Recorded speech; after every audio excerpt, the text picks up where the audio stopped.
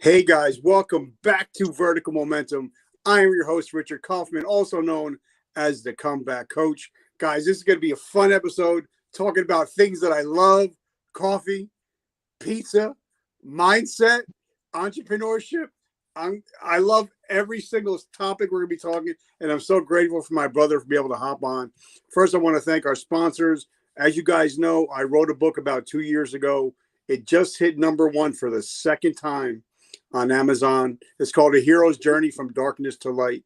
And if you pick up the book, 22% of it goes to help veterans struggling with homelessness and PTSD. And if you're a business owner, if you buy the book for $11, I'm going to give you something worth $997 in value just for buying that one book. And I also want to thank our other sponsor. As you know, I love to eat, obviously. And this company called Mr. G's Eatery here in Lyndhurst, New Jersey, make amazing comfort food, awesome shakes. And they also give back to the community, including first responders, police officers, anybody that works in the school district. So they're always giving back to the community. So I want to say, Mr. G's, thank you for always taking care of myself and also the community. But guys, if you love food, if you like franchising, if you like turning dough into dough, we're going to be talking to my great friend. What's up, my brother? How are you doing today? Hey, brother, how are you? You know what? If life was any better, I would be twins. I'm so excited that our friend Eric Allen introduced us. So I want to give a big shout out to Eric. Amazing. So how are you doing today? What's going on in your world? Like I referenced, I chicken with my head cut off. I working between stepping into the stores at Coffee Junkies and Pizza Junkies and trying to sort some things out at my newly acquired business, which is a custom apparel company it's all part of the mind map of what I've been trying to build for my ecosystem to support Coffee Junkies and Pizza Junkies and the inevitable franchise growth itself. All right. So give us, before we get into the business, because I love talking about that. And I love coffee. I have my own coffee brand. I love pizza. I love to eat pizza. So, and I was once a junkie. So I kind of got it all. So tell us a little bit about, where you're from, where you grew up, and what kind of little kid were you? I got in all kinds of trouble. I grew up in Indiana. I'm actually originally born in Oklahoma. For whatever reason, my parents met in a Bible college, but we came back to Indiana. And I bounced all around Indiana between parents being together, and then they split. Mom moved me to Bloomington. Dad took custody and moved me to Lafayette. Split with his wife. We moved to Indianapolis. Came back to my job at Chrysler, where my grandfather worked in Kokomo. To which then, once I got into business, it was back to Indianapolis and some time in Muncie. And I've long said that Indiana is my land of opportunity because I've spent so much time in Indiana that I've got my finger on the pulse of the community and the different communities throughout Indiana in general. But as a kid, I got into no good. I didn't have any desire for school. I dropped out at 16 because I was ready to work. Was working full time by 14 years old and total blue collar background. I really thought that my life was just going to be getting my hands dirty and manual labor for the rest of my life, which I'm proud of, and I've got no problem with it. It's just life is what it is, and it kind of led me in a different direction. And due to the loss of my child, I just threw myself into entrepreneurship because I needed something for my brain to wrap around. All right, so let's go back to, because I dropped out at 16, became an emancipated minor. And, for me, it was either jail or the military. I joined the military and went to jail. So that kind of defeated that whole purpose. But, I didn't get into my entrepreneurial spirit until much, much later. So, what kind of jobs were you doing at 16? Because I'm sure not a lot of places were hiring for a 16-year-old kid. Well, and I'm going to be honest, my first job, technical job, was Shoney's. And that was at 14 years old, because it was within walking distance of my home, and I wanted to work. And looking back then, I mean, Shoney's really pushed the limits as far as child labor laws, because it didn't take me no time at all, and I was knocking down 40 hours a week because I was dependable. Because I showed up after school every day. I would work until close, and on the weekends it was totally open, so I didn't have a problem working until 12, 1, 2 o'clock in the morning. But I stayed there for a year until I had developed enough money to buy my moped. Well, once I had enough money to buy a moped, then my job opportunities opened up a little bit further. So I moved on to Ryan's Steakhouse until I could save up money to buy a car. And then that's when I got my first pizza delivery job. Well, one thing I got to say while you go back there, if you guys never ate at a Ryan Steakhouse, I used to go to the one in Myrtle Beach like once. I love that place. It's no longer there. But if you guys ever had the pleasure of eating at a Ryan Steakhouse, please drop a comment just so we know that we're talking about the same things. Definitely some memories. Now, since we're going there, since we don't know where the conversation is going to go, but as we were talking earlier, I think a lot of times now, I just did an interview with a local magazine yesterday, and they were asking me about children's mental health.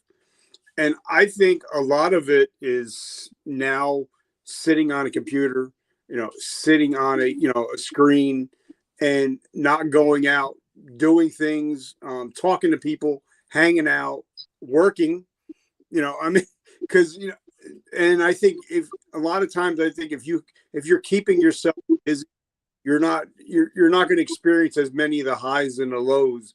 If you're working, if you're like, for me, I had a newspaper route. I was doing this, I was doing that because my parents weren't going to give me nothing. I had to work for everything. So talk to us a little bit about that, and then we can just continue on the story. Well, I mean, you touched on a point that I'm real big on. And I mean, because the key word is work. When you have problems in life, because you're always going to have problems in life, you work through them. And in this day and age, whether you want to call it intended or unintended consequences, the answers, they're right there. So when they encounter a problem, if they can't find the answer right there, then it's like they give up because all of the answers should be at their fingertips. And I think that it is, I mean, I don't know if I want to call it a work ethic thing or if it's just a change in generation.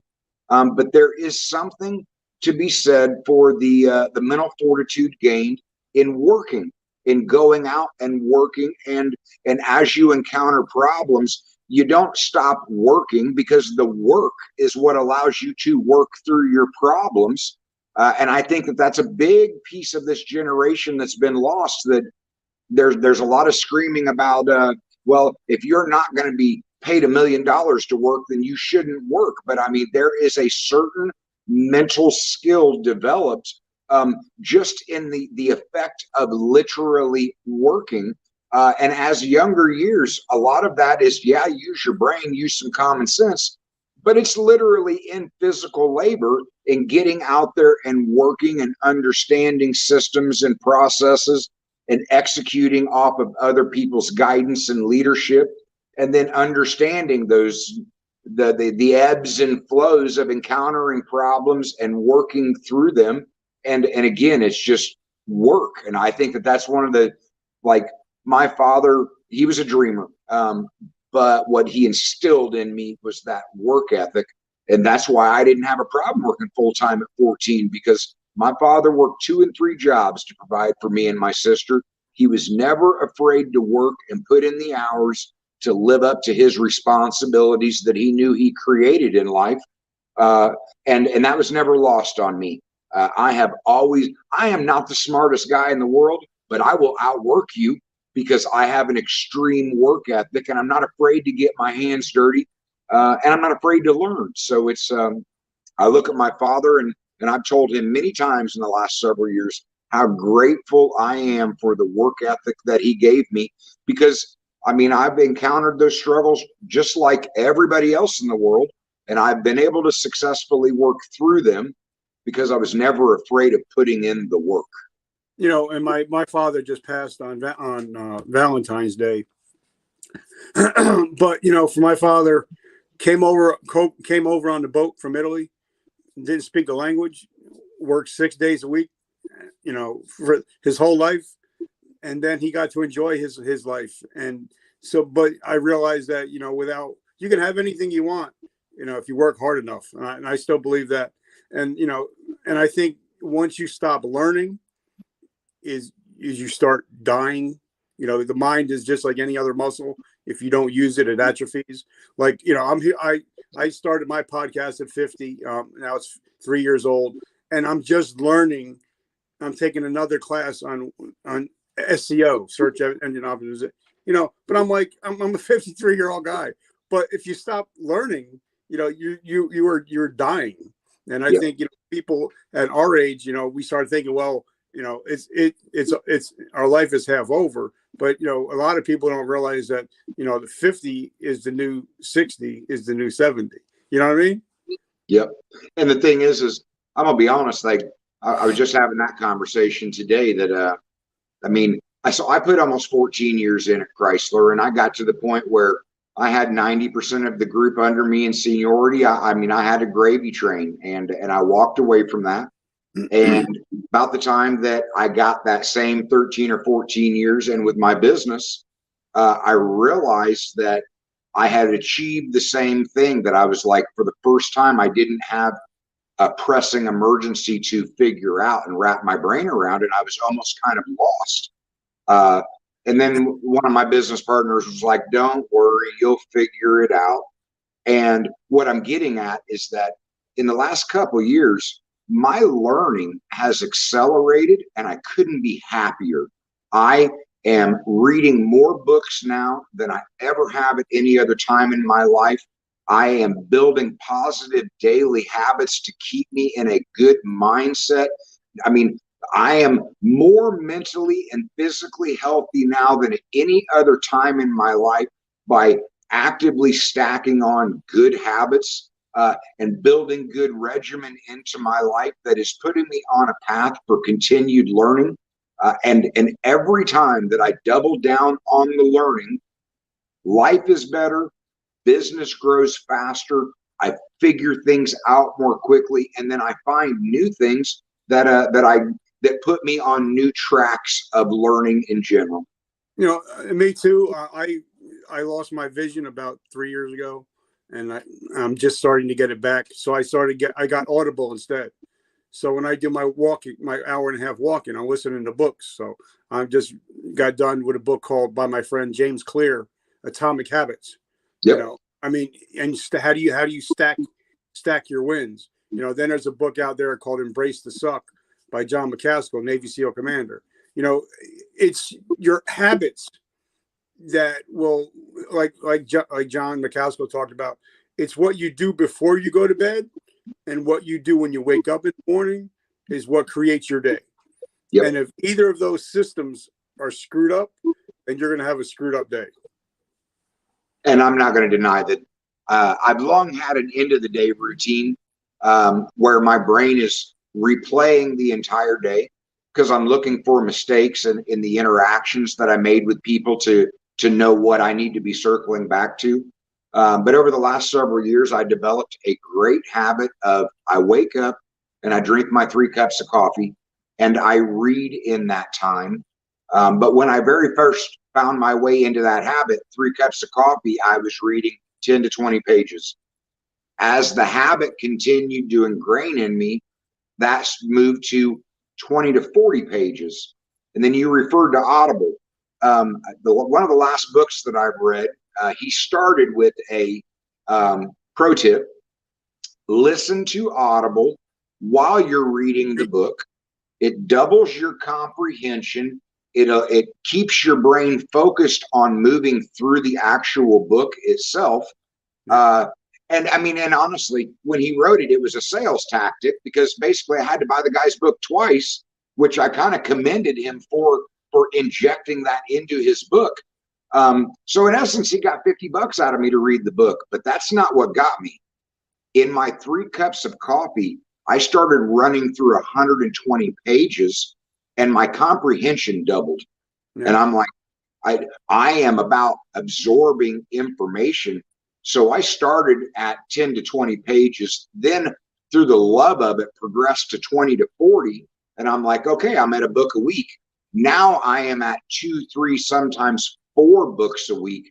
So I have my learning curve has dropped, or as far as I cannot get enough information, and the amount of money that I've invested in books, I'm like, it's the cheapest form of information out there. So when I go out searching for coaches, I'm not starting at day one. I'm reading all of the books to make sure I get my money's worth out of the business coaches that I bring to me, that I work with on a regular basis. So yep. Listening and reading together is the fastest way to absorb information. And the same thing with me. I was listening to Russell Brunson. It was .com secrets, and then I'm listening to it, and I'm like, should I buy the book? So I bought the book, and now I'm going. I think I'm doing. He's got the new book out, Traffic Secrets. So I'm actually listening to it and going through the book, and I'm getting it. I'm actually being able to pick it up, understand it, and I think it's a lot harder for a guy that's 50, 53 to learn. But I think once you get into that groove where you're opening your mind again, everything starts to flow.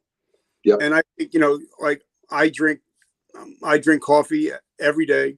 And sometimes I'll throw some, because I was with GNC for over 30 years. So sometimes I'll throw like a little ginkgo, a little stuff into it just to get the mind firing again. So, let's hop back a little bit. I know you can go for hours just talking about this stuff. So talk to us about, your first time experience with working with pizza. Oh, my first time experience working with pizza was I had my first job delivering pizza 24 hours before I actually had my license. And I mean, I was attracted to the delivery side of it because it was freedom. I mean, I'm like, you get to drive around in your car, deliver something to somebody, you get paid for it. And if you do it well and you're proficient at it, you get tips. And I get to drive around listening to music as a kid. Now, I will admit, 16 years old delivering pizzas, I racked up 12 points on my license real quick. It's probably why they don't let you deliver pizzas at 16 anymore. But that was my first go around with pizza in general, because as a kid, I wanted to make money and honestly be as free as possible doing it. And 16 years old, you can't wait to get mobile and get into a car. Now, one thing I for some reason, you ever get onto, you'll hit a channel, and then all of a sudden 8 hours later, you're like, oh my God, I just binge watched. Me and my wife binge watched the show Foods That Made America. Mm-hmm. And one was McDonald's versus Burger King, Carvel versus another ice cream. But it's amazing to me that the most successful companies in the world, like they said, if you ask anybody in the world who makes the best hamburgers, it's not McDonald's. No. But they have the best processes. Yep, the system. And like you said, Mr. Dave is one of your mentors. Mr. John Lee Dumas is one of my mentors. And he talks about, in order to be successful, you have to do the little things perfectly. And you got to learn the processes. So, talk about that a little bit, because it's amazing how, restaurant, like I had one of the Iron Chefs on last week, Simon Majumdar. He's on Tournament of Champions. And he says, over 100,000 restaurants went out of business in the last 2 years. And he said, sometimes that may not be a bad thing, because they were bad restaurants with bad systems.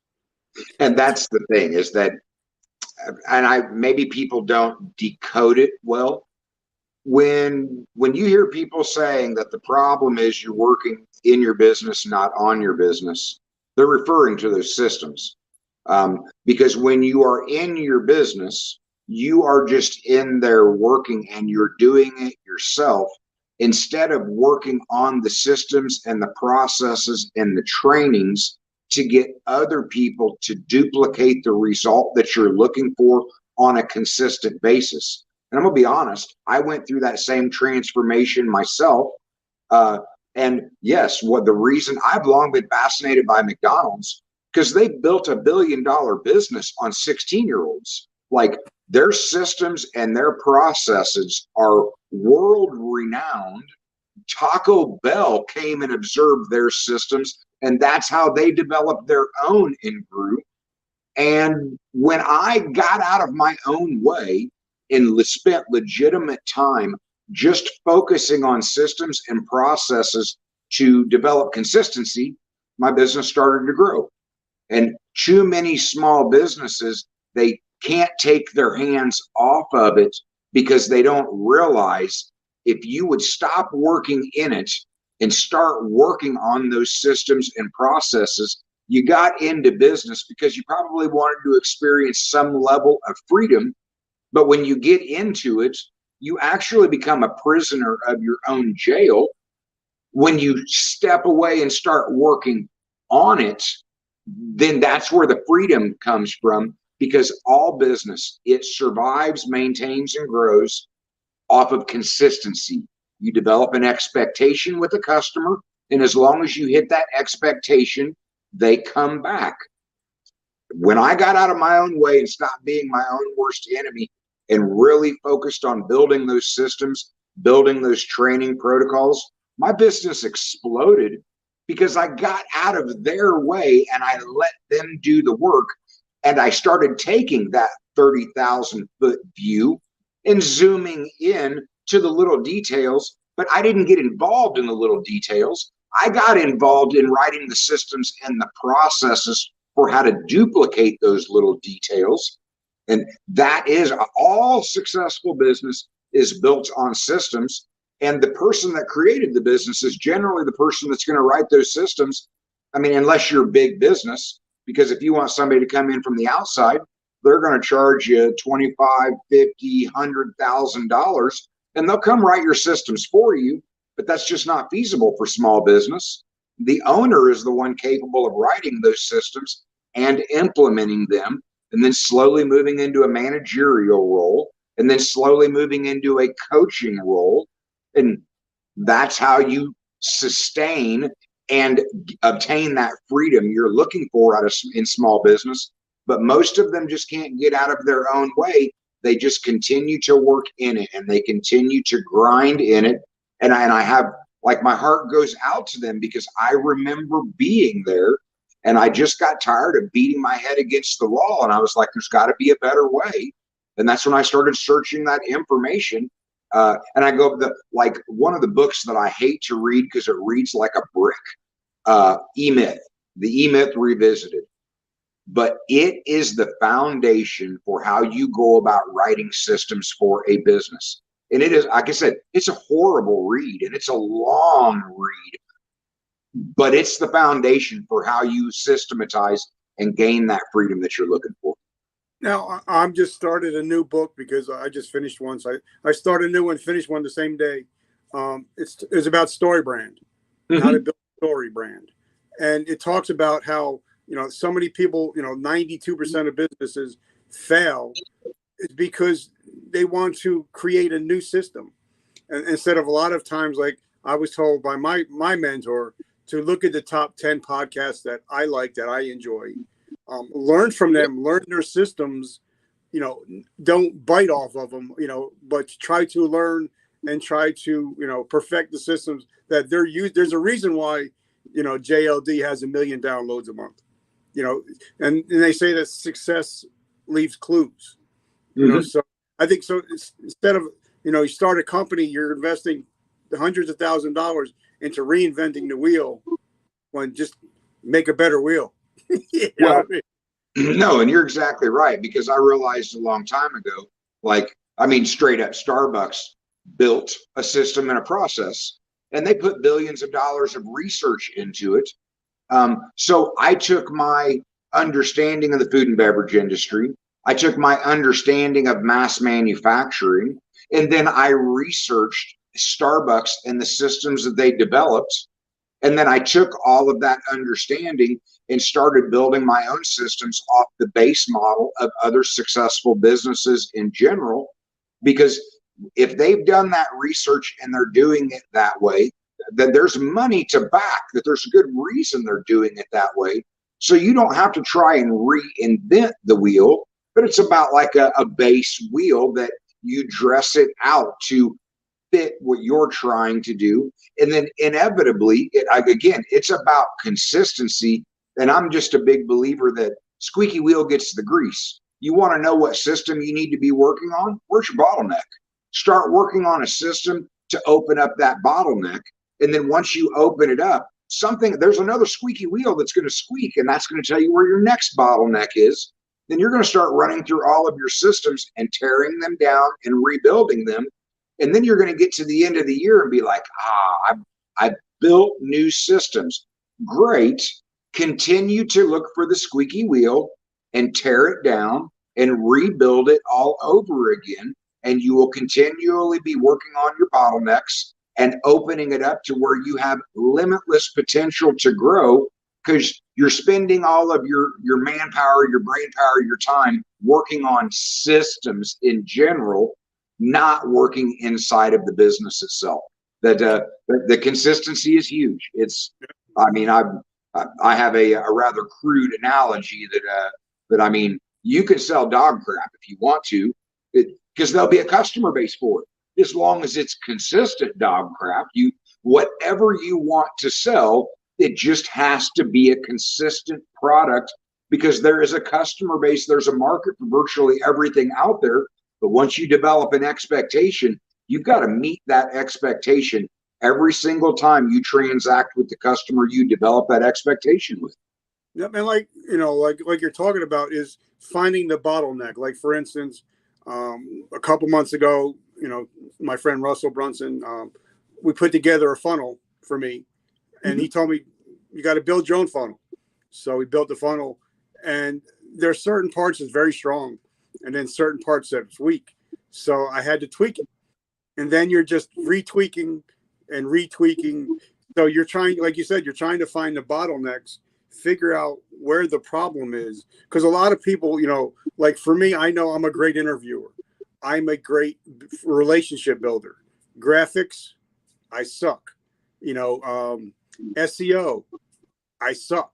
So I did hire somebody that's good at it and let them do, but I found that I'm not being successful. People aren't watching my show because my graphics looks like a 3-year-old did. What I mean? So I'm finding the bottlenecks and changing the bottles. And don't get me wrong, though, because I'll reference Garrett White that when he did the forward in his traffic secrets. When you start anything, you suck at it, and you do it a little bit more. You still suck at it. You just suck a little bit less, and you continue to do it, and you just suck a little bit less until the point that you actually get good at it. I'm in my third read of his trilogy, and I'm blown away by him as an author and what he's created. And there's just no taking away Russell Brunson's success in general. And he is the epitome of a grassroots entrepreneur that was the little train that could. He didn't quit. He just kept bringing it and kept bringing it. And over time, he just sucked a little less and a little less until the point that he got really good at it. And he was able to turn into teaching other people how to go through that process, because he found a consistent way to run people through an actual process to show them how you get better and better. And yeah, you can either decide that you don't have the creative and farm it out to somebody like the graphical. But like you said, you can also see that, farming out SEO, it's expensive, but there's information out there. You can go out there and acquire the tools and the information, and you're going to start out sucking at it. But over time, you suck a little less and less and less. It just comes down to the information's out there. Do you want to employ it by bringing other people in, or do you want to master it yourself? But there's just no excuses anymore because of the mass amount of information that's out there to be had. That was my big thing, is that when I started my entrepreneurial journey in 2005, the information just was not as readily successful or accessible as it is now. And I'm not making excuses, but part of what I'm trying to do today is bring my perspective and put that information out there, because there's no excuses today. All of the information on how to be successful in anything is out there and easily accessible, but you have to get off your butt and actually search that information and be willing to continually learn. No, and I love it. And I actually yesterday, and I finally figured out what a thumbnail was. I had no clue until I was going through Canva, and they actually have ready-made thumbnails for your YouTube videos, and I was like, the holy grail. Yeah.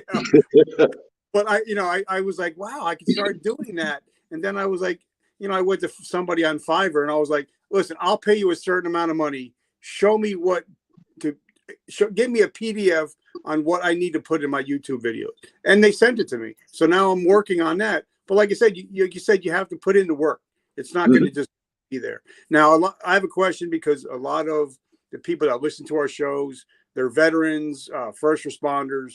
And one thing in the military, we're taught SOPs, we're taught standard operation procedures. And a lot of times people open a company, they don't have any SOPs. They don't even have a business plan. They're just like, what happens will happen. But for me, I was in the military for 23 years. And I was also a part of a franchise for almost 20 years. I was with GNC. So I got to learn the good parts of franchise. And then I got to learn the not so good parts of franchising. If you're a free spirit, you definitely don't want to be a franchisee. You're 100% right. So talk to us about, franchising, SOPs, good, the bad, the ugly. Well, there's a lot to unpack there, but I'm truly a big, transparency. I'm really big about transparency.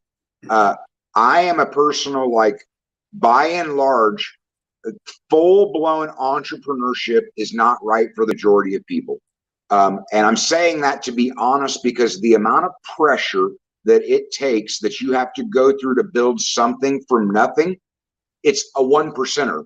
99% of all people that try and create something from nothing fail. And most of the time, it is a catastrophic failure that doesn't just affect your life, it affects many lives around you. That is the beauty of franchising, is that if somebody has survived and they've become that 1%, they have written a system and a process that is shown to be successful, and it removes some of the risk of getting into entrepreneurship itself. They've wrote those standard operating procedures. They've wrote those man assignments. I don't personally buy into the box of, if you're going to franchise, it needs to be a 20 by 20 box and everything needs to be exactly that's not my program in general, because my operations are bank conversions. I took closed down banks and figured out how to turn them into restaurants and put them back into producing money in general. But I've got those standing operating procedures. I've got the footprinting and the processes in place to duplicate, to make sure that I'm setting both myself and a potential franchisee up for success. But when I get into that, it's like, as I'm screening franchisees, I have built a process for how I'm even running them through initial contact and through the sales process when they actually get to me to have a conversation. Why do I do that?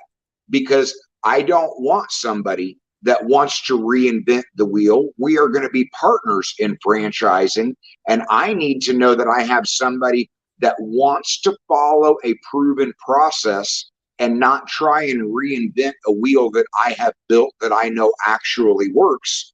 So I built a process in the beginning so that by the time they get to me, they've established that they're willing to follow a process. Because the worst thing that can happen when you actually franchise with somebody is basically you're licensing the use of their brand. You're getting all of the systems, the products, the processes and procedures. And if you don't want to follow a proven system and you decide you want to start messing with it and doing it your own way, you're creating conflict with your franchisor because you're messing with their consistency that they've shown they have a proven process. So if you really have an extreme entrepreneurial, creative side that you don't want to be told no, you want to do yourself and you want to learn all of the lessons yourself, and honestly, you want to throw caution to the wind, franchising is not right for you, because franchising is about removing that risk and delivering you a box that says, this is how we do business, and it's already been tested and proven, and we've already worked the kinks out of it, and there is a higher level of success to be achieved, but there's a royalty to be paid for that, because somebody like me, I went through 17 years of pain and trial and error to perfect my systems. So I'm unapologetic about charging that 4% royalty, because I have removed all of that pain. Somebody that's going to franchise with me, they're going to unpack that box, and those systems are already in place. And if they execute those systems, there's a very high likelihood of success.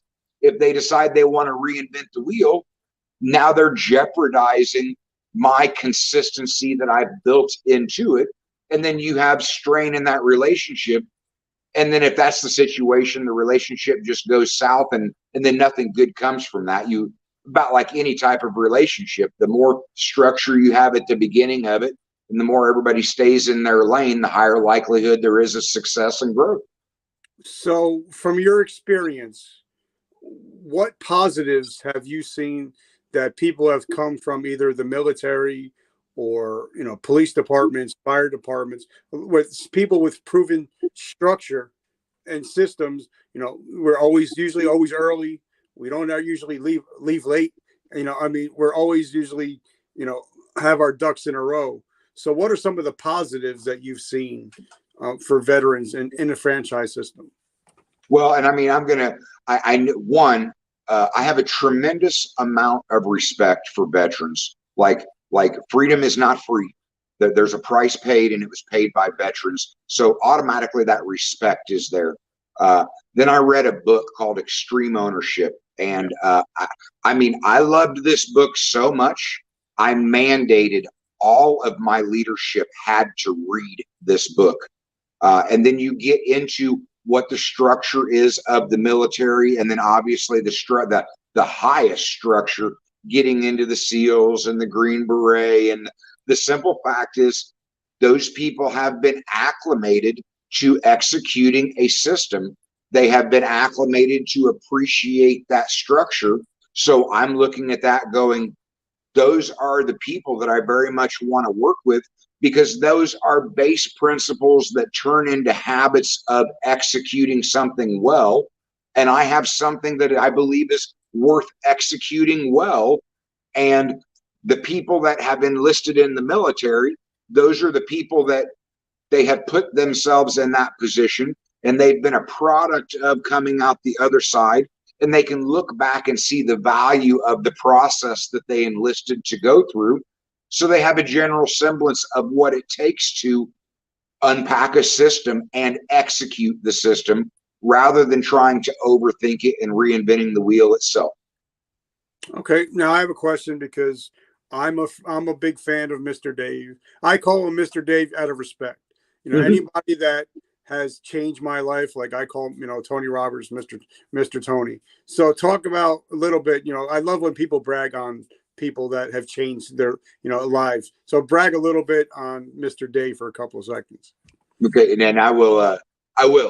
I love Dave Meltzer. Like the dude is one, because he and I got to digging in a little bit, and he doesn't talk about it that much, but I'm working on it with him.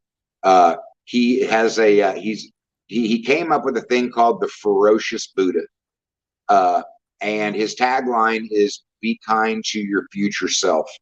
And a friend of ours, Sean Dill, put on this event And I had always wanted to see Patrick Bet-David speak, and he put on the event in Carmel, Indiana, which is my backyard. So I signed up for the event because I wanted to see Patrick Bet-David. Well, I came to the event. Pat was everything I expected him to be on stage, but the closer of the entire event was Dave Meltzer, and that's the first time that I had ever been introduced to him. The guy was so, I mean, just so exuding, so magnetizing, so like he was the big ticket for the pay or for the event. And at the end of it, they offered what they called Meltzer's Island. They had secured an island out in the British Virgin Islands for a mastermind, and Sean had partnered with Dave on it. I signed up and paid the bill right there in the stage. I knew that I wanted that man as my business coach. There was just something about him that I knew. I want to hear what this man has to say on a deeper level. And when you're at a level and you know you want to get to a higher level, you've got to search out those people that are at that higher level and ask them for coaching in general. And everything Dave has said has just very much resonated with me. And I mean, I'll even break it down to say, like, Western medicine looks at you as a machine, and Eastern medicine looks at you as a body of energy. And Dave has really dug a lot deeper into, you are in fact a body of energy. I'm not taking away from the fact that we are a machine. If I ever got shot, I mean, please give me Western medicine. I know that I want that Western medicine to survive. But when it comes to mental and physical well-being in general, that Eastern medicine and the fact that we are a body of energy, it's a very real fact. And when I went out to that mastermind, it was like a spiritual awakening. And Dave was a huge piece of that spiritual awakening. And in the middle of it, I practically begged the man to coach me, to become a business coach. And that was at the end or at the beginning of December of last year. And he agreed at the beginning of January to actually start coaching me. And I've been working with him for the last several months. And I have so much admiration for Dave Meltzer. The guy is just, he puts it out there, and he has had his own successes and failures. And he has admitted that he made his initial millions in the wrong mindset, and he lost it all, and he rebuilt his life, and he found his way mentally to a better place. I have a tremendous amount of respect and admiration for the man. And I look forward to our coaching calls every other week. Like, I am so grateful to have him in my life. That's awesome. So now talk to us, for a couple minutes about your franchises, what they're about. How do we get involved with them if we want to get into a franchise? Yep. And I will, honestly, it's like, I want to say that if you see the brilliance of what I have done, I want to talk to you. The reality is, I developed a business model of a coffee shop and a pizza place under one roof. It is a dual brand under one roof concept. I developed Coffee Junkies in 2005 as a standalone business, and it is a specialty beverage business. Then 8 years later, I wanted to take everything that I had learned and apply it to a new brand. So I developed Pizza Junkies in a test kitchen. And then I wondered what it would look like if they were under the same roof. And a year later, I moved Pizza Junkies into the main operation. A year later, I won Best Business or Business of the Year with the Howard County Chamber of Commerce for putting the dual brand under one roof. And what it all comes down to is, I know it's hard initially to think about a coffee shop and a pizza place under one roof, but if you look at it from a business perspective and where the bulk of their revenue comes in the time of day, and the cross promotion that comes from getting a customer from one side of the brand and being able to expose them to the other side of the brand, I truly believe that I have the best franchise opportunity in the food and beverage industry.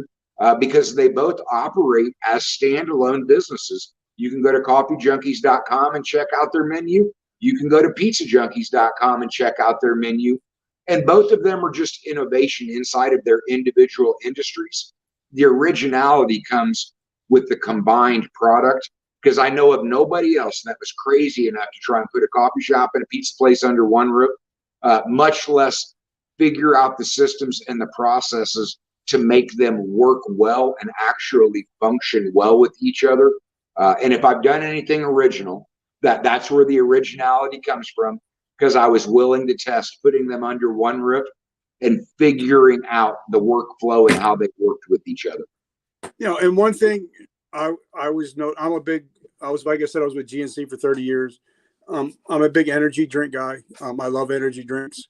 And it's amazing how, you know, like my friend has one energy drink called, it's a coffee energy drink called Get Shit Done Coffee. It's amazing coffee. But, you know, it's kind of like I went to pick up because I have my coffee in the morning and then I have another. So I picked up C4, which I love C4 energy drinks.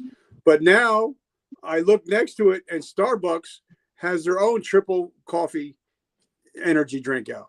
So I think coffee is just growing. It's just becoming a bigger phenomenon.